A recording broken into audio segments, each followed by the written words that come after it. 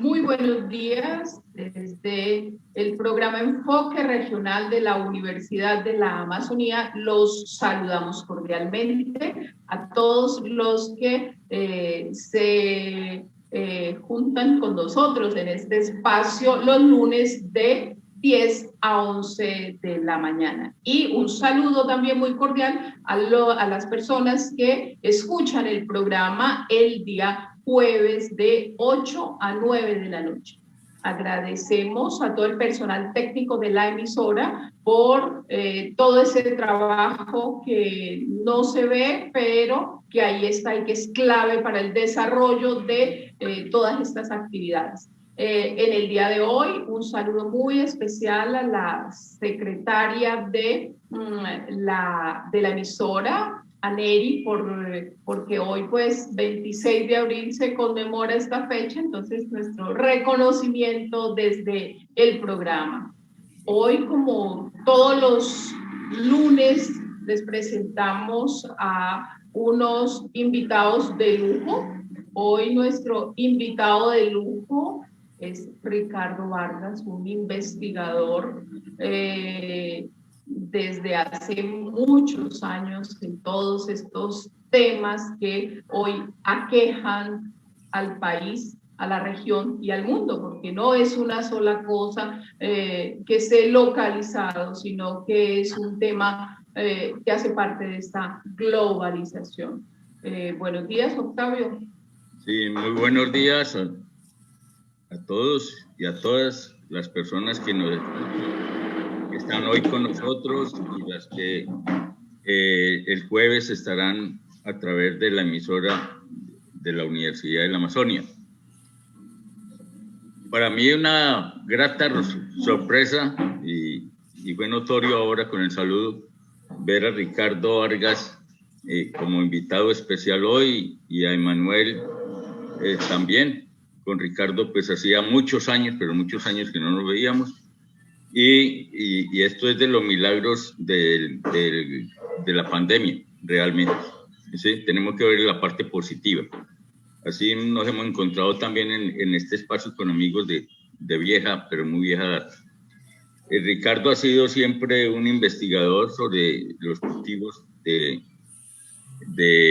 la hoja de coca y sobre el narcotráfico, toda esa parte comercial, la parte comercial del narcotráfico, ¿sí? Indirectamente estuve en una investigación inicial con Rodrigo Velaides cuando se trabajó un historial de los precios de la coca en Remolino del Caguán, ¿sí? Y es muy válida, entre otras cosas, esa investigación. Sí, entonces bienvenido Ricardo al programa, bienvenido también Emanuel por estar acá con nosotros nuevamente y pues este es el programa, digo yo, de toda la región y de todos los que vivimos en la región amazónica. Gracias. Buenos días, Rodrigo, un saludo a nuestra audiencia, por favor. Perdón, Ricardo.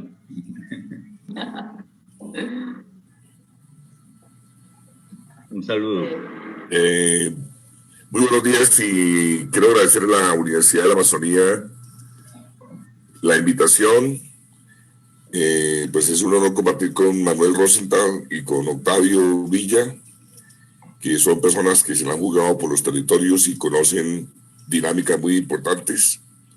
Y espero que este ejercicio pueda, digamos, dar elementos para pensar mucho más, sobre todo en términos de propuestas, ¿no? Creo que más necesita estas regiones. Gracias. Buen día, Manuel. Buenos días, una alegría estar por aquí, profe Octavio, profe Mercedes, Ricardo. Así un placer estar por aquí. Yo soy un testigo comprometido con el programa y con todo este esfuerzo y estos temas y estos debates. Un honor estar aquí escuchando y aprendiendo y de pronto a a tejer un aporte a lo que vayamos aprendiendo y comunicando aquí y ayudando mucho, como le pedimos a la gente que nos escucha, ayudando mucho a difundir estos temas, estas ideas, porque realmente son de vida o muerte, de vida con dignidad o muerte. Muchas gracias. Bueno, entonces invitamos al doctor Ricardo Vargas a que nos hable de ese tema que ha sido su motivo de investigación durante tantos años y por el cual es una autoridad en estos temas de hoja de coca, narcotráfico y todo lo que esto conlleva. Bueno,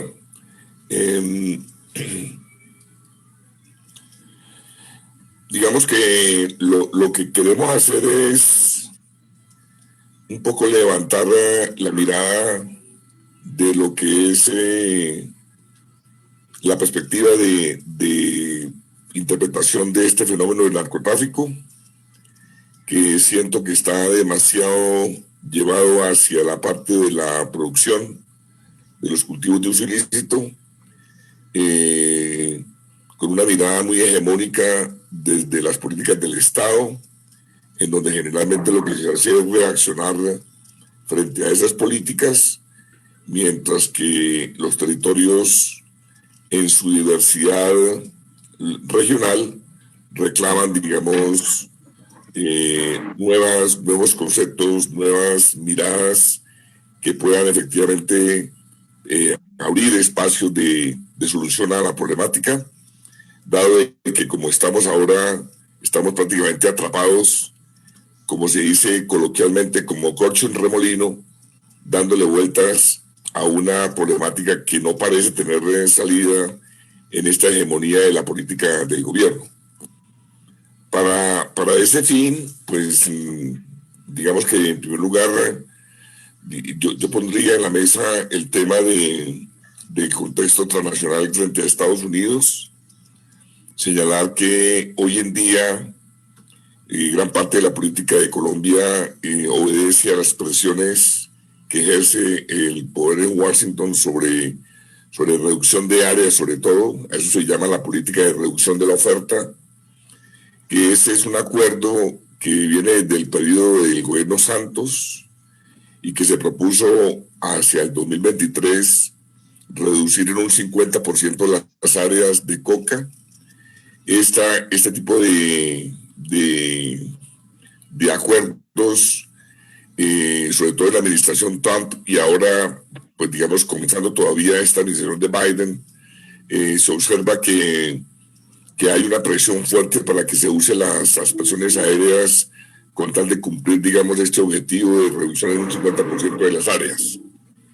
No obstante, cuando uno, digamos, entra a mirar un poco más de cerca cuál es la legitimidad de esa presión, encontramos que en estos momentos el problema de salud pública de Estados Unidos no tiene nada que ver con el crecimiento de áreas de hoja de coca en Colombia. El problema de Estados Unidos es fundamentalmente un problema grave de salud pública por consumo de opiáceos sintéticos, sobre todo, metanfetaminas, drogas sintéticas, el fentanilo, que es una sustancia que se usa en medicina, pero que se utiliza ilegalmente para consumo. Y en este sentido, ese es el problema fundamental que ha acarreado durante los últimos años promedio de entre 48,000 muertos, y muy seguramente que la estadística del año del confinamiento va a arrojar una situación mucho más grave en relación con este problema. La letalidad por el uso de cocaína obedece más a la manera como se combina el uso de heroína con cocaína o opiáceos sintéticos con cocaína. Y eso, digamos, respondería a la ausencia de una política preventiva de salud pública de las autoridades de Estados Unidos. Entonces, quiero señalar que no hay evidencia que muestre que el problema de Estados Unidos de drogas en este momento obedezca o tenga que ver con el crecimiento que ha experimentado Colombia de áreas de coca. Digamos, no hay, digamos, esa relación. Entonces, siendo así, pues emerge la pregunta, ¿no? Entonces, ¿por qué se obliga a este tipo de reducciones si inclusive la letalidad de cocaína o las emergencias hospitalarias por uso de cocaína se han reducido con cifras de la misma DEA, ¿no? Digamos, en los últimos años? Entonces, ahí es donde emerge, digamos, la pregunta de que detrás de las políticas de drogas, lo que se mueve son intereses de otro orden. Y frente a Estados Unidos, pues priman intereses alrededor del tema de seguridad, intereses geopolíticos. El tema, digamos, geopolítico tiene que ver con la situación de Venezuela, en la cual, digamos, es una carta de presentación para justificar presencia de tropas de Estados Unidos en nuestro país. Esto también tiene que ver con los grandes negociados con la industria militar, todo el soporte que Estados Unidos le sigue dando a Colombia tiene que ver con esto. Digamos, son recursos importantes que se están moviendo en el que favorece intereses privados de este tipo de industria. Si bien es cierto, Estados Unidos no está financiando la compra hoy en día del químico, glifosato, que digamos está en manos de la Policía Nacional, de la Policía Antinarcóticos. Este químico se ha comprado en China. No sabemos qué tipo de surfactante se utiliza con este químico. No sabemos la peligrosidad, que seguramente se sospecha es mucho más elevada que la que se utilizó en años anteriores en relación con la mezcla que suministraba Estados Unidos. Todo esto está en absoluto silencio, o sea que, digamos, ahí no hay todavía una respuesta clara acerca de lo que van a utilizar o piensan utilizar en esta presión que hay por el volver a las actuaciones.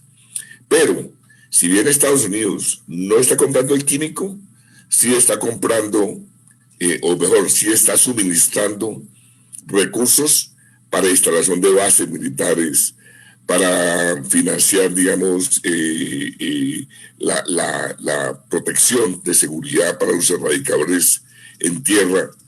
Seguramente que también la protección de las aeronaves que van a fumigar. El costo de la fumigación, más que el químico, es el costo de toda la infraestructura de seguridad que acompaña a las avionetas. Es el costo de helicópteros, es el costo, digamos, de personal militar que acompaña este tipo de acciones que se desarrollan en el marco de la política de reducción de la oferta. Entonces, el primer punto que quería mostrar es, en las políticas de drogas, nunca se dan unas decisiones fundamentadas en el tema de drogas. Siempre, en todas partes, la política de drogas está impregnada de otro tipo de intereses y sobre todo intereses de seguridad.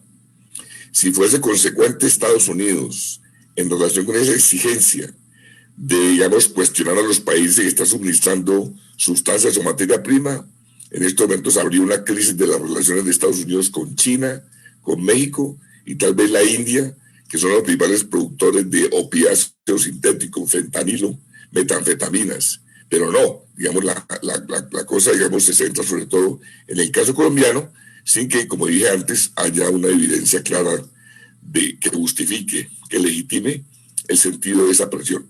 El crecimiento de áreas de Colombia tiene que ver con el crecimiento del mercado internacional distinto a Estados Unidos. Tiene que ver con el crecimiento en Europa Occidental, en Australia, en Asia. Tiene que ver con el crecimiento en Sudamérica. Tiene que ver con el puente que hace a África y que está abriendo un mercado también de cocaína que se enrumba hacia Europa Occidental. Entonces, es ahí donde está, digamos, la explicación del por qué hay un crecimiento importante de áreas en Colombia. Y esto llevaría a que en lugar de una política bilateral con Estados Unidos, se abriese una política mucho más hacia otros países, o sea, una política multilateral para poder analizar esta problemática. Sin embargo, el gobierno colombiano ha decidido jugársela a una política que está completamente amarrada a relaciones bilaterales frente a Estados Unidos, con una agenda totalmente narcotizada, o sea, lo cual, digamos, es un error impresionante.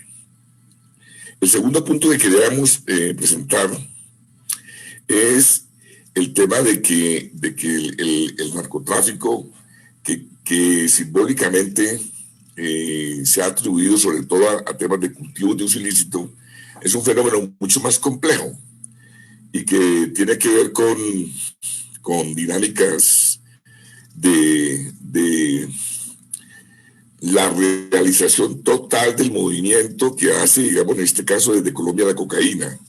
Casi siempre los medios de comunicación, etcétera, hablan de la producción, los cultivos, de vez en cuando hablan del tránsito, exportaciones, consumos en muchos países, pero no dicen absolutamente nada del retorno de esos capitales al país.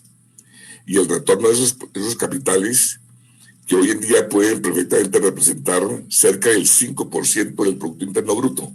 Históricamente se ha calculado en un 2%.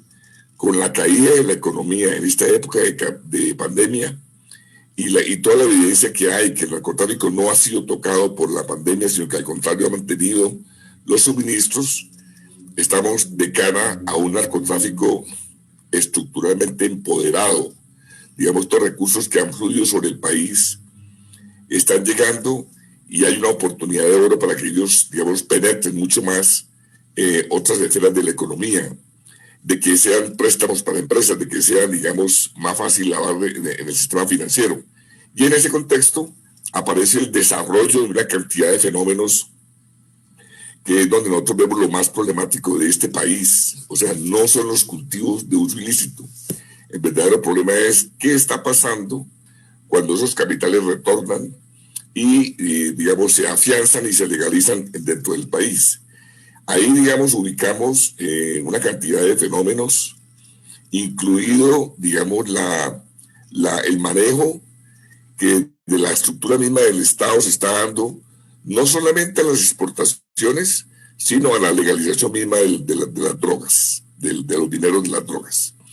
En el punto de vista de las exportaciones, es evidente que el problema mayor en Colombia está, por ejemplo, en la participación del Estado en los puertos, en los aeropuertos, en las zonas de frontera, con los organismos de seguridad, que es por donde circula, digamos, la exportación de cocaína. Digamos, si este Estado quisiera de verdad combatir en serio este fenómeno, pondría, digamos, investigadores en gran escala en sitios como Buenaventura.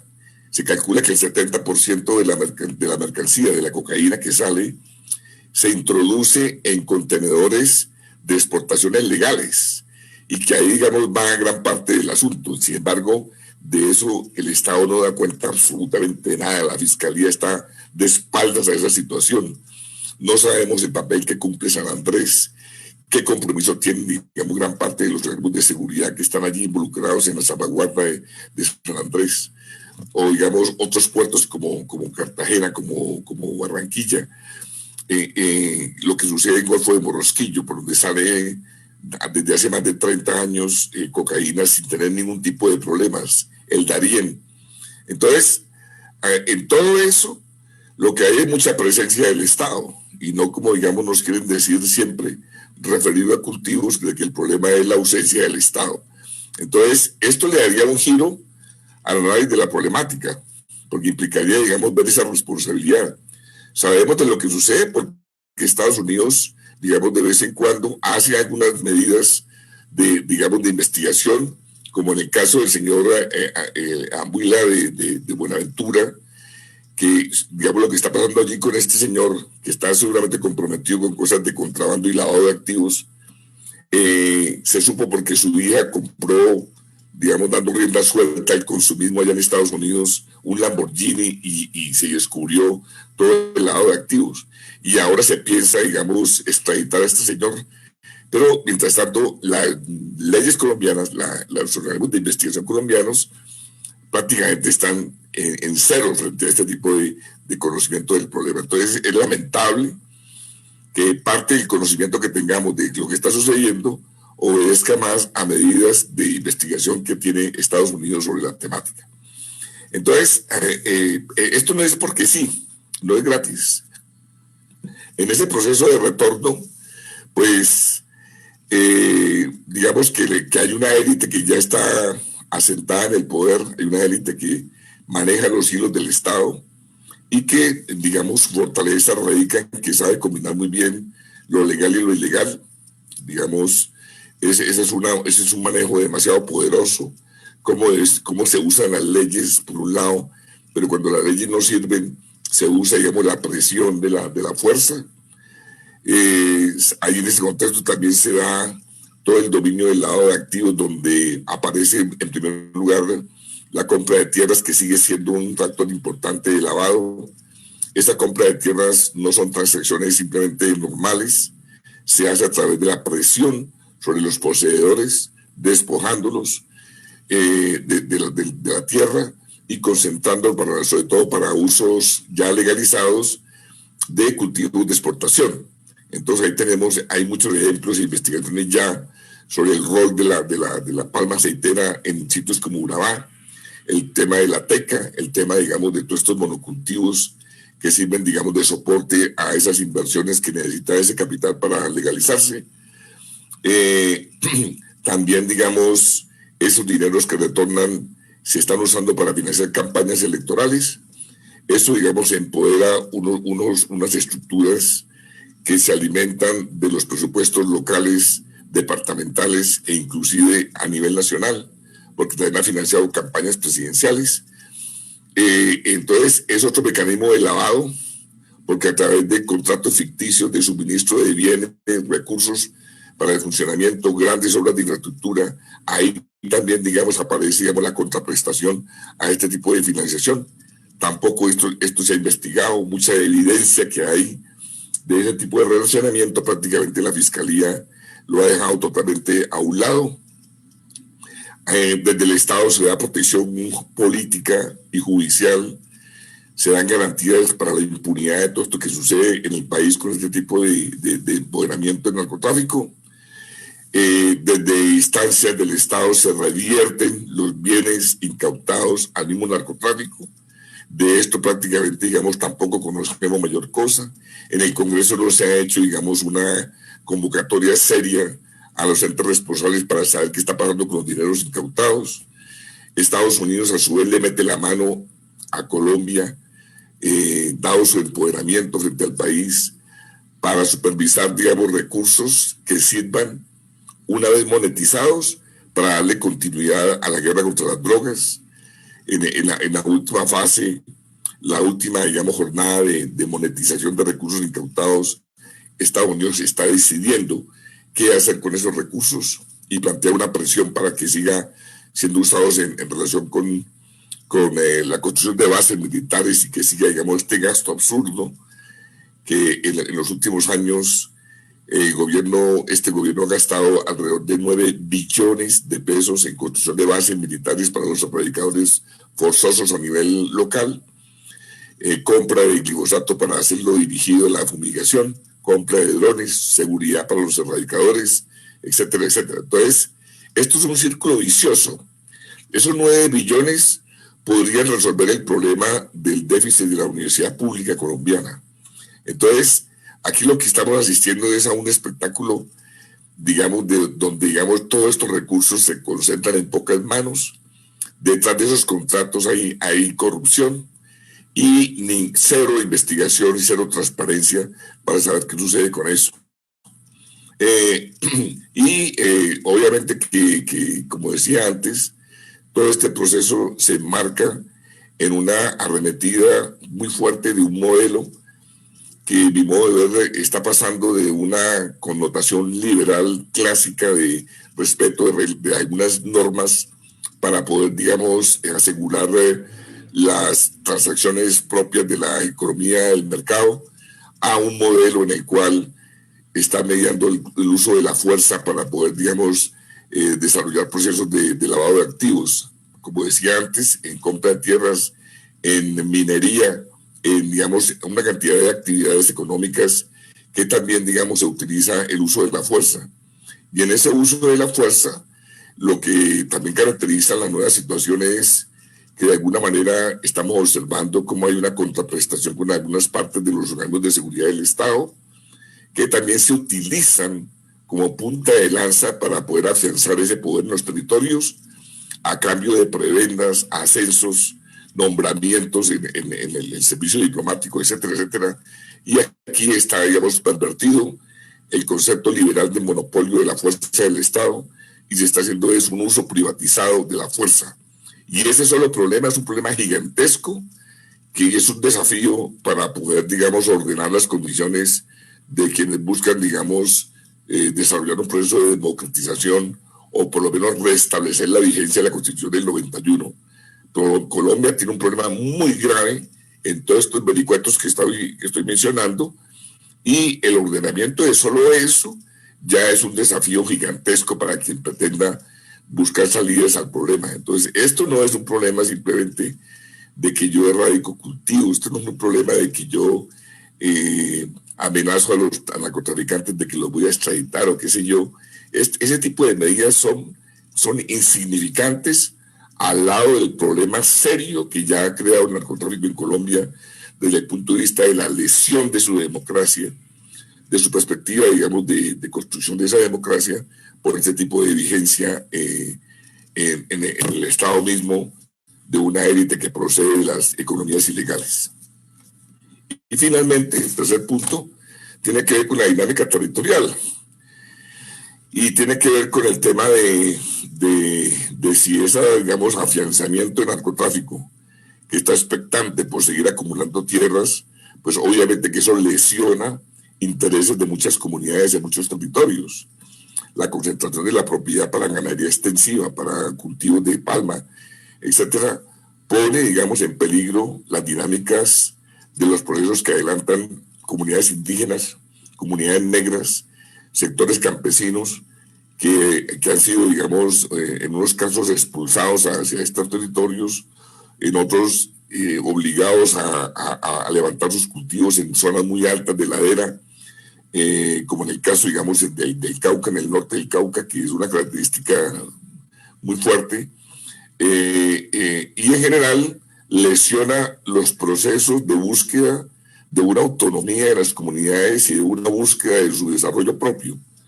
Colombia es un país muy diverso y en cada territorio hay unas comunidades que están luchando por sacar adelante, digamos, sus procesos locales, y este contexto nacional, esta perversión de lo que es el sentido del Estado, y cuando se reclama la presencia del Estado, entonces un Estado privatizado, un Estado con una connotación mafiosa, un Estado con prácticas que lesionan, digamos, el interés general y tiene el único sentido es seguir favoreciendo intereses privados, pues si uno reclama desde ahí presencia del Estado, eso es lo que le llega. Llegan esos intereses, llegan esos modelos, esos enfoques, y lo que se hace es afianzar muchas veces en los territorios eso. Entonces la inversión de esto es urgente.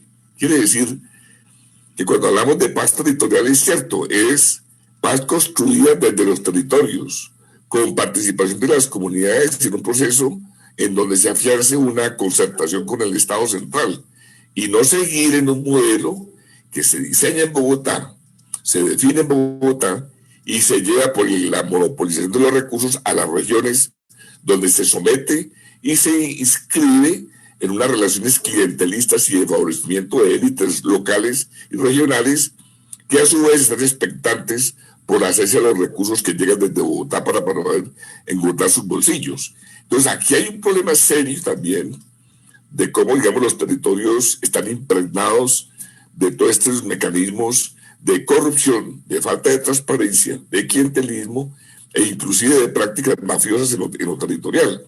Y en ese proceso tiene que emerger unas voces, unas prácticas que levanten, digamos, un cuestionamiento a esos modelos centralistas que favorecen el afianzamiento de estas estructuras con prácticas mafiosas que están dominando, digamos, el Estado colombiano.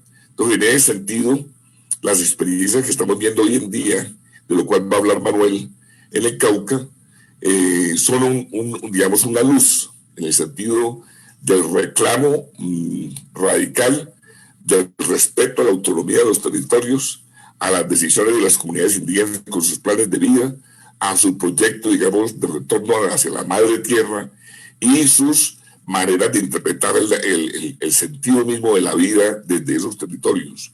Y pensamos que también debería ser similar en relación con las comunidades negras, que también hoy en día están, digamos, reclamando de diferentes partes del país, en todo el Pacífico, cómo, digamos, están llegando este tipo de dinámicas que hemos descrito para esos territorios. E igualmente, pienso que hay experiencias campesinas, y Caquetá las tiene, por ejemplo, en relación con esto, de cómo fortalecer una mirada mucho más autónoma en la decisión de lo que es su futuro como territorio, y en ese sentido, digamos, se entraría a cuestionar cómo se han concesionado explotaciones mineras, cómo se han concesionado tierras para darle salida, digamos, a toda esta expectativa de inversión de capitales, sobre todo el narcotráfico, que buscan, digamos, ser lavados en los territorios. Entonces, básicamente yo dejaría ahí esos elementos para que se tomen como una referencia y pueda, digamos, en ese sentido, Manuel, complementarme un poquito con esto. Muchas gracias. En este sentido, muchísimas gracias, doctor Ricardo Vargas. Ha sido ese aterrizar esta situación que se ve en los territorios, pero que no habíamos tenido la oportunidad de tenerla así, hiladita, clara, como usted nos las ha presentado. Bueno, ahora pues Octavio nos va a hacer un contexto del Caquetá en este sentido. Te escuchamos, Octavio. Bueno, pues gracias, Ricardo, que usted ha hecho todo un panorama nacional y no sé si me va a tomar el atrevimiento de decir algo en conclusión, ¿sí? Que frente al manejo de eso, de lo ilícito del narcotráfico, la cocaína en términos generales, el narcotráfico, ¿sí? Hay una doble moral, ¿sí? Y que una cosa es perseguir al más débil, como en el caso de los campesinos, y por otro lado abrirle las puertas y las compuertas al narcotráfico en su actuar, tanto de salida del narcótico como también de la entrada de los dineros que produce, entendiendo que al campesino productor en todo este juego pues le queda, no sé si se han cambiado las cifras, yo me acuerdo por allá en los años 96, en 1996 se hablaba de que le llegaba el 0,06% al productor, ¿sí? De pronto ahora sea un poquito más, pero creo que no sea mucho. El hecho es que en el Caquetá pues fue cuna de los cultivos de uso ilícito de la coca, ¿sí? Eso falta por escribirlo. Y yo le confieso a Ricardo y a Manuel y a Mercedes, ¿sí? Me falta hacer 2 o 3 entrevistas a gente clave, a gente que fue colonos de la época del establecimiento de los cultivos de coca para cerrar ese ciclo y ojalá poder publicar, ¿sí? Y es que la coca empezó en el Caguán, ¿sí? Como cultivos comerciales, por decirlo así, no los cultivos tradicionales que tenían las comunidades indígenas, ¿sí? De ahí se regó, se fue sembrando por otras partes, especialmente por el río Orteguaza. Y después se saltó al Putumayo, el Putumayo, pues, Piñuña negro, Piñuña blanco, ¿sí? Fueron los centros, ¿sí? Y que ha sido un cultivo trashumante, en la medida en que se aplican formas de combatirlo en un lado, aparece en otro. Cuando vino las fumigaciones fuertes en el Caguán, ya, que también se dieron muy fuertes en el Guaviare, el caso, por ejemplo, de Puerto Polaco y el Guayabero, Remolino del Guayabero. El hecho es que desaparecieron estos pueblos por la acción de las fumigaciones, ¿sí? Entonces, en el Caquetá ha sido histórica la presencia, desde 1978, histórica la presencia de la coca. No sé, acuérdate, Ricardo, de los tres gringos, Martín, el gringo viejo, ¿sí? Y el que formó el imperio de la coca en Leticia, que fue el primer narcotraficante que tuvo Colombia, Maíz Aliski, ¿sí? De eso se trata, de reconstruir realmente esa historia, ¿sí? Ahora bien, desde esa fecha, desde ese año 1978, el Caquetá ha sido históricamente cultivador de coca. Inclusive, me atrevo a decir, hoy en día, menos que lo que fue en ese momento. Sí, pero con un problema muy grave, y es que se tamizó toda la cordillera de cultivos de coca a partir de las fumigaciones. Por eso las fumigaciones hacen un efecto muy grande en sitios, ¿sí?, de destrucción de los cultivos, pero genera social, económica y estratégicamente otra forma de los cultivos, que es los pequeños cultivos en la cordillera, donde es difícil la fumigación, donde vuelve en últimas inclusive muy sensible a la población, porque es donde está el agua para los pueblos, ¿sí? Ahí subsiste en gran parte la coca.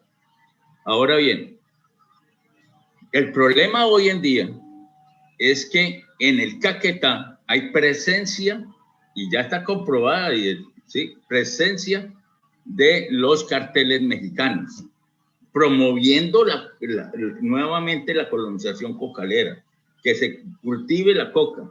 Tenemos el ejemplo de Pizarro en el río Caquetá, al lado del Putumayo, de donde trajeron precisamente, Martín trajo la semilla para los cultivos de coca en el año 1978, ¿sí? Aquí no se conocía la peruana, y trajeron esas semillas. La compraban en Pizarro a 7,000 pesos, y en el Caguán valía el kilo 70,000 pesos. De ese entonces.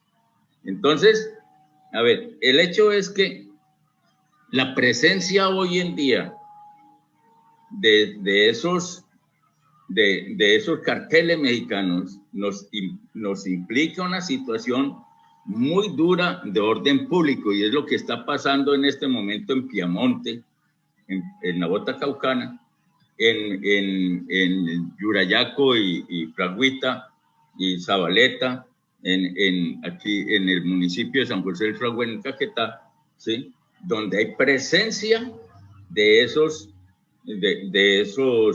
carteles. Y hay testimonios ya que para mí son súper graves, que le dicen a un joven indígena en Yurayaco: o trabaja con nosotros, o se va, o se muere, pero usted no puede quedar aquí si no trabaja con nosotros, ¿sí? Y entonces usted debe llevar estos kilos hasta tal parte, y le pagamos por eso, o si no, hasta se va o se murió. Y efectivamente ha habido mucho sacrificio de vidas que no han querido estar, sobre todo los indígenas, que no han querido estar en ese juego del narcotráfico, ¿sí? Yo quisiera preguntarte algo, Ricardo. Ese proyecto de ley que ya fue aprobado en comisión sobre la legalización del cultivo, la despenalización, mejor, del cultivo de la hoja de coca, y buscarle otros fines industriales, ¿sí?, y el manejo comercial por parte del Estado.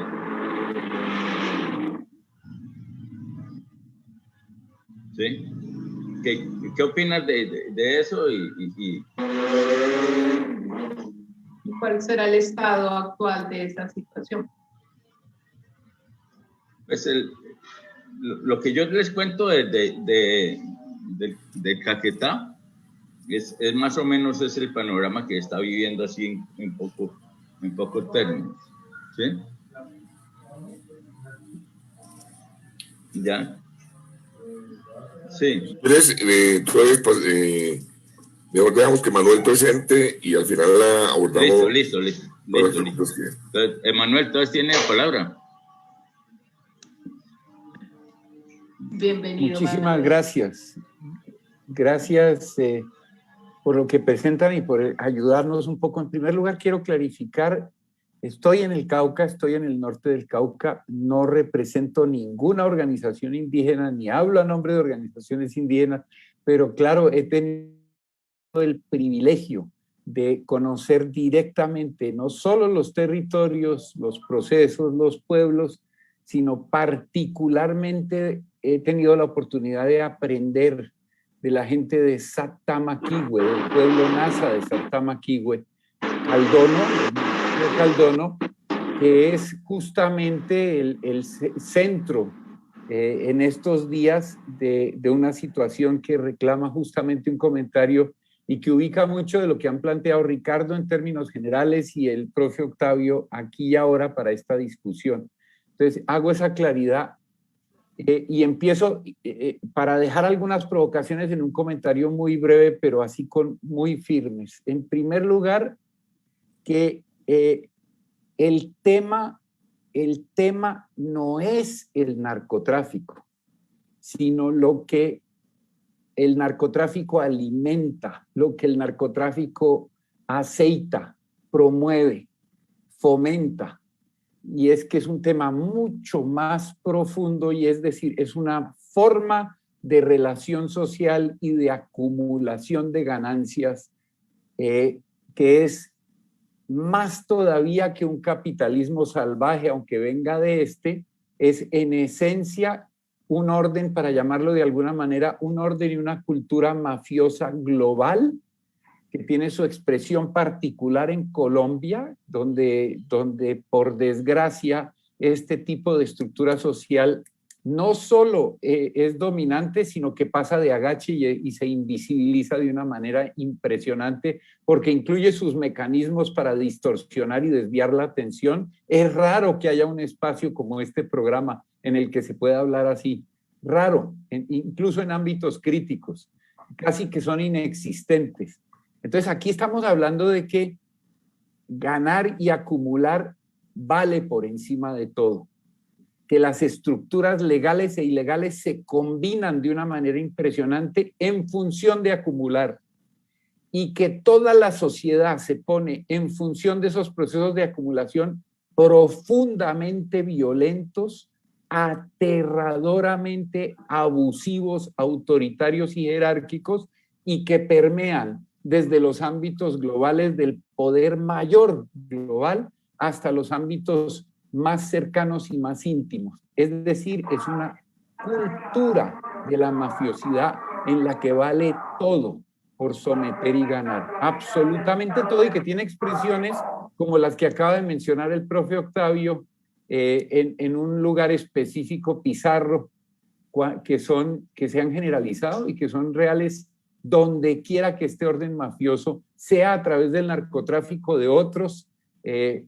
mercancías que generen estas ganancias y que fomenten estas estructuras, se están estableciendo en el mundo entero, Es un orden mafioso global peor que el peor capitalismo y que está convirtiendo los territorios en mercancías, el imaginario de las gentes en mercancías, absolutamente todo vale para acumular y además que se sirve como se ha servido el capital siempre, de la violencia, pero ahora de manera mucho más abierta y descarada, y combina, como decía Ricardo, lo legal y lo ilegal. Tenía que hacer esa aclaración de entrada para decir que lo que se está presentando en Caldono en estos días y que llevó al asesinato de la gobernadora y autoridad indígena Liliana Peña Chocué, lo que está haciendo que la gente, y lo decimos desde el dolor, desde el corazón, hoy mientras nosotras y nosotros aquí hablamos, ellas y ellos están poniendo el cuerpo frente a actores armados y frente a todo el orden mafioso global aceitado por el narcotráfico. Eso es lo que está pasando, que hay una gente que sí tiene la dignidad de decir, aún en la situación del campesino de Pizarro, en la misma situación en la que dice o cultiva o trafica o trabaja para mí, gana dinero, o se muere o lo matamos, y esta gente ha dicho, pues no. ¿Y quiénes están diciendo que trafiquen? Ahí está lo grave, porque es una combinación de todo. Uno, el Estado colombiano tiene como política el narcotráfico, tanto del lado de fomentar la producción e incrementar los costos y beneficiarse y encubrirlo en una cantidad de mecanismos que Ricardo empezó a mencionar, como lo de los puertos, etcétera, o hace la guerra contra el narcotráfico, que sirve al mismo propósito, genera una cantidad de ganancias y de beneficios. O sea, esto es delicado, gravísimo, pero el Estado colombiano y los estados en general, en el orden mafioso global, son mafiosos, y al ser mafiosos corporativizan para ganancias todas sus funciones. Cuando un país como Colombia produce, como lo ha documentado Ricardo, el 92% de la cocaína global, el 92%, pues toda la economía colombiana gira en torno de la cocaína, legal, ilegal, toda. Entonces, esa es la economía colombiana. Nosotros vivimos de eso. Y entonces adquirimos una mentalidad que nos hace cómplices de eso, que nos hace aceptarlo. Eso por un lado. Es del Estado. Por otro lado, este mismo mecanismo, esta generación gigantesca de recursos, involucra a toda clase de sectores en la producción. El más afectado por esto y sometido a esto lo acaba de mencionar el profe Octavio y lo mencionó Ricardo. Es decir, campesinas e indígenas están obligados a cultivar.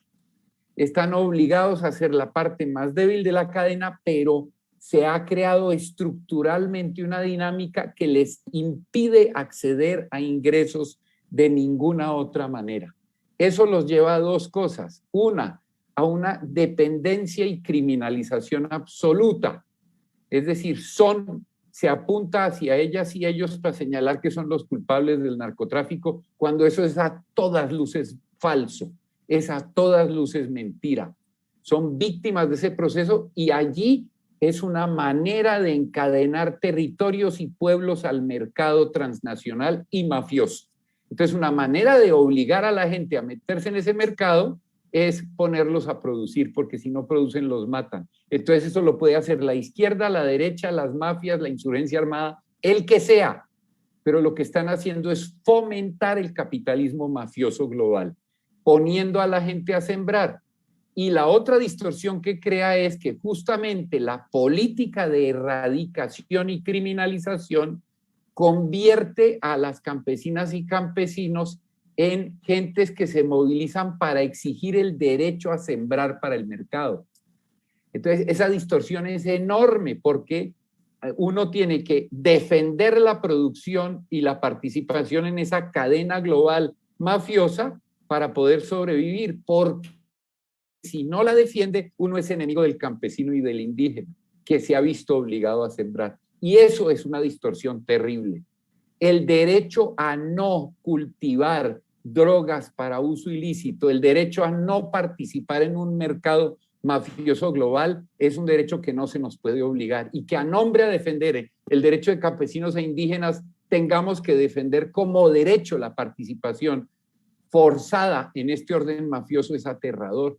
Entonces se necesitan alternativas reales a tener que participar en el mercado mafioso. No es alternativa vincularnos a ese mercado. Y ese punto hay que ponerlo ahí, porque hay estructuras como COCAM, por ejemplo, que es una lucha legítima de campesinas e indígenas, cuya lucha no es poder permanecer produciendo coca y produciendo drogas para el mercado ilícito, cuya lucha es poder vivir con dignidad con la tierra. Entonces, he puesto estos puntos sobre la mesa para decir lo siguiente. Lo que está haciendo Sattamaquiwe en el Cauca, y ahí voy a poner la tercera distorsión. Una distorsión es el Estado y la presión. La otra distorsión son todos los mecanismos, izquierda, derecha, insurgencia, lo que sea, que presenta a la gente en su obligación de vincularse al mercado mafioso como eso es lo único que se puede hacer y hay que defenderlos, cuando eso es un error.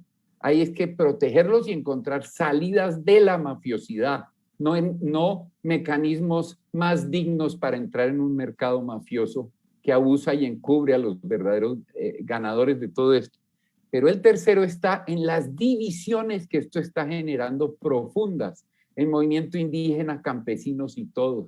Está dividiendo y está poniendo a pelear indígenas con indígenas, porque algunos piensan que se pueden meter al mercado mafioso, conectar con esto, producir y traficar y al mismo tiempo defender la autonomía y la madre tierra. Mientras otros entienden que eso no puede ser porque terminan involucrados y entonces unos territorios producen, otros no producen, pero están obligados a dejar traficar. Y si impiden que se trafique, entonces son ellos y ellas los que generan el conflicto, no los que están conectando. Entonces, de hecho, esta política de narcotráfico de todos los ámbitos, este orden mafioso, ha dividido a los movimientos indígenas. Entonces, por eso se explica que en esta misma semana haya unos que estén llamando a que la fuerza pública, que sin duda tuvo por lo menos responsabilidad en el asesinato de Liliana y otros dirigentes indígenas, porque fue al lado de una base militar donde la mataron a plena luz del día, que llamen a que la fuerza pública los ayude a erradicar. Si donde hay fuerza pública no se erradica, donde hay fuerza pública hay marihuana y hay campesinos e indígenas siendo perseguidos por sembrarla y por erradicarla, y eso lo sabemos. Lo que pasa es que no se dice. Y por otra parte, actores armados a nombre de ser disidencias o de ser insurgencia armada, empujan al campesinado al producir y le disparan a la minga indígena que se vio en la obligación de erradicar para evitar que los sigan metiendo en este mercado. Entonces concluyo diciendo esto, concluyo mi provocación diciendo esto. Hoy en día estamos enfrentando una disyuntiva y no la hemos reconocido. Y la disyuntiva es, o regresamos a vivir bien con la madre tierra, cuidándola, defendiéndola y siendo territorio, que eso tiene Sattamaquiwe y los pueblos indígenas y lo han hecho, y muchos campesinos y campesinos, o nos metemos en el orden mafioso global para tener una participación en el mercado. Es ni más ni menos esa disyuntiva que estamos enfrentando. Y resulta que quienes sí han tenido el valor de enfrentarla están solos, como Cristina Bautista, como Edwin Dagua, como la Guardia Indígena y como Liliana y los compañeros que están recibiendo balazos hoy mismo y que se atrevieron a correr frente a los armados, capturarlos, desarmarlos, juzgarlos en asamblea y exigirles respeto por la tierra. La madre tierra es el único Estado. ¿Cómo convivir con ella? Es nuestra obligación ahora que estamos a punto de destruirla aún más rápido en ese orden mafioso. Mientras nosotros, campesinos e indígenas, nos peleamos entre nosotros, los que nos ponen a pelear entre nosotros están contentos acumulando con este orden mafioso tenebroso. Es lo que quería decir y lo digo con todo el afecto y el compromiso y la admiración por las comunidades de Sattamaquiwe y lo que están haciendo por nosotras y nosotros hoy, ahora mismo, ante la muerte están prometida por el Estado, por los actores armados y por todo el abandono en el que los tenemos. Han dicho, basta, vivimos con la tierra porque es nuestra madre. Si esa no es la lucha contra este orden, no sé cuál es, pero no pueden seguir estando solas y solas. Muchas gracias por el espacio. Bueno, ya habiendo escuchado a Octavio, a Manuel, Ricardo, te damos el espacio para que nos concluyas esta hora que se ha pasado supremamente rápido con un tema supremamente importante para todo el país y para el mundo, diría yo. Ricardo, te escuchamos. Muchas gracias. Quisiera, digamos, reforzar algunos de los planteamientos que planteó Manuel, en el sentido de que el país necesita con urgencia precisar cuál es el problema, en dónde está el núcleo del problema. Y ahí me parece que la aseveración que se hace de que el problema no es la coyuntura de la economía ilegal de las drogas, sino cómo en Colombia se ha venido produciendo un modelo de dominación, un modelo de readecuación del Estado, un modelo de desarrollo de arreglos en los cuales lo que predomina es una estructura mafiosa de poder. Y eso implica que rescatemos técnicamente el rigor de lo que es el concepto de los mafiosos, que está demasiado tratado a la ligera. Y se asocia lo mafioso con el hecho de que se trafique con drogas, con el hecho de que se defina alrededor de una mercancía ilegal. Y resulta que lo mafioso nace sobre mercancías legales, mercancías lícitas, nació sobre los cítricos que se producían en el sur de Italia, pero detrás de eso un tipo de relacionamiento con el territorio y el tema de la tierra como aspecto central definidor de la vigencia de ese poder. Entonces, eso quiere decir que lo mafioso no está dado por el hecho de que represente la economía ilegal de las drogas. Lo mafioso es mucho más complejo que eso, va mucho más allá y tiene que ver con un modelo de dominación. Ese modelo de dominación lo estamos apreciando en otros países de Latinoamérica, por ejemplo. Lo estamos observando en Chile, en México, en otros países, ¿no? En Brasil, por solo mencionar algunos. En el sentido de que esa combinación de lo legal y lo ilegal, esa manera como se configuran un uso privado de la fuerza para inducir cambios en los territorios, para disuadir a las comunidades sobre la presencia, digamos, de esos intereses. Esa manera, digamos, como se articula el manejo de lo político, el uso de la fuerza, ahí es donde, digamos, podemos observar el sentido del modelo transnacional. Entonces, si nosotros privilegiamos en Colombia como ese el problema, quiere decir que aún resolviendo el problema del narcotráfico, aún resolviendo el problema de la economía ilegal de las drogas, lo mafioso puede seguir. Eso es muy importante. Digamos que puede haber una continuidad política de un modelo de ejercicio del poder desde el auge de otro tipo de producción. Y de hecho, en relación con el tema minero, por ejemplo, en relación con el tema ganadero, en relación con el tema palmero, que todas son mercancías lícitas, ahí también se asienta y se configura lo mafioso. Esa es la discusión de fondo. Ese es el tema, digamos, que hemos sopesado y poder señalar cuál es el problema, digamos, en relación con esto, porque es que la fuerza que tiene simbólicamente el hecho de decir nosotros sí vamos a resolver el problema con relación a medidas de regulación de la cocaína, pues eso tiene un alcance limitado.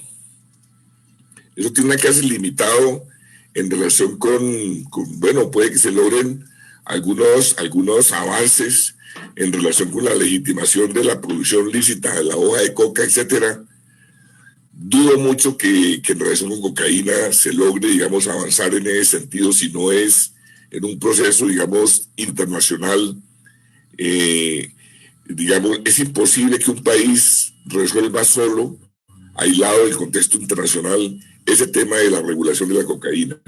Si esto no va acompañado de una política internacional de afianzarse, digamos, con países interesados en poder ir más allá de la guerra contra las drogas y de la prohibición, me parece muy complicado. Y ese es uno de los límites, a propósito de la pregunta de Octavio, que yo le veo a esta proceso que saludamos, sin duda, que es la primera vez que una comisión del Congreso haya, digamos, decidido aprobar la vigencia, digamos, del proyecto de ley, y ahora pasará a plenaria, pero de todas maneras siguen unos desafíos inmensos. Pero más allá de eso, aquí lo que estamos poniendo es un problema mucho más de fondo, ¿no? Que eso. Y es que no es que el Estado esté asediado, sino que el Estado es parte del problema tal como está configurado hoy. Ese es un punto, una de las conclusiones que sacamos de este evento. Entonces,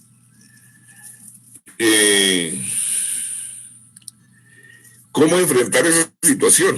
Ese es el punto.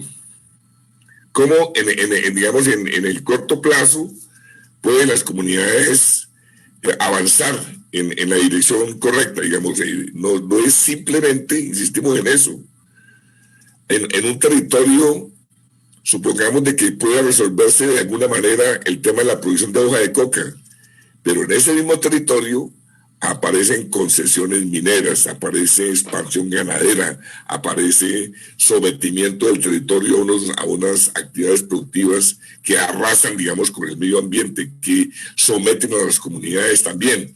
Entonces, si nosotros, digamos, levantamos un poco más la vista y no lo reducimos exclusivamente al tema de lo que son la producción de drogas, podríamos tener una mirada mucho más compleja de cuál es el problema. Y para nosotros el problema es la vida de los territorios, la perspectiva para las comunidades, el desarrollo, la permisibilidad para el desarrollo de propuestas desde las comunidades que le permitan procesos de negociación con el Estado central. Hasta ahora lo que predomina es una política que viene desde arriba hacia abajo, desde el alto nivel al bajo nivel. Digamos, este mecanismo que inclusive, digamos, en el caso de la política sobre sustitución y el tema de los PEDET, este gobierno se ha dedicado a replantear prácticamente todo lo que fue consignado allí y a desarrollar una perspectiva a través de las llamadas zonas estratégicas, su propio modelo, digamos, y avanza en ese sentido, y ese modelo supone un proceso de militarización, una punta de lanza con fumigaciones, una punta de lanza con incremento de la presencia armada del Estado, pero, digamos, los problemas que subyacen allí, prácticamente, digamos, las comunidades son, digamos, debilitadas, tanto por la ausencia de una perspectiva clara en relación con identificar cuál es el problema, como por los mecanismos mafiosos que buscan disuadir a las comunidades a través de la combinación de las formas legales e ilegales de ejercicio de la fuerza. Entonces, esperamos que con esto podamos tener, digamos, un primer avance en relación con una reflexión un poco distinta del problema de drogas. Hemos planteado que la cosa debe ir más allá y nos hagamos preguntas sobre lo que ha significado la transformación del ejercicio del poder político en Colombia. Prácticamente hoy en día, como están las cosas, la Constitución del 91 es una quimera, es un buen deseo, y lo que en la práctica funciona es un poder que utiliza y sabe utilizar procesos legales y ilegales de corte mafioso y de esa manera avanza sin duda en procesos de concentración de la propiedad de la tierra y en el proyecto, digamos, de concesiones mineras y de megaexportaciones a través de la agricultura comercial. Entonces, frente a eso, esa realidad es que hacemos un llamado para que las comunidades campesinas, indígenas, comunidades negras, empiecen a reformular, digamos, su perspectiva estratégica, porque aquí lo que está en juego es mucho, es la vida democrática del país. Bueno, ha sido un enorme placer tener al doctor Ricardo Vargas, a Manuel Rosenthal, a Octavio, hoy aquí en este panel en el que se ha hablado de un tema muy importante y con un abordaje que nos le ha dado el doctor Ricardo Vargas de una manera que pocas veces se hace. Agradecemos que nos extendieron por 10 minutos más el programa y muchísimas gracias a los participantes. Les habló Mercedes Mejía del programa Ingeniería Agroecológica de la Universidad de la Amazonía, con los mejores deseos de un bonito día para los que están conectados en este momento y una bonita noche para los que se conectarán el día jueves y la próxima semana con otro programa Enfoque Regional con unas expectativas bien interesantes como las de cada lunes. Muchas gracias.